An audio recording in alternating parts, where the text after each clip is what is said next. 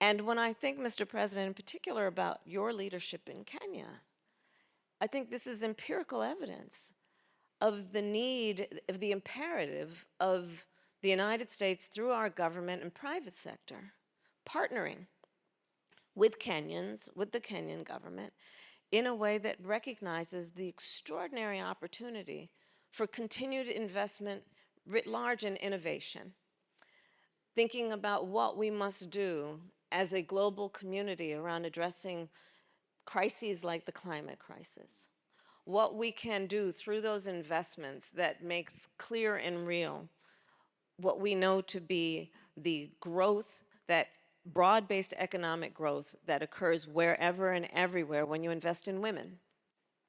And then doing that work through a partnership that also appreciates it is good for American business to be invested in relationships that contribute to global stability. Global stability, of course, results also in global economic stability. And so for all of these reasons, I simply believe it is the right thing to do, not to mention the intertwined history between the continent and our country.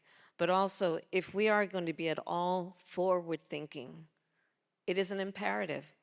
Frankly, as vice president, I say this as a devout public servant. Sadly, often our strategy around foreign policy is based on the crisis of the moment.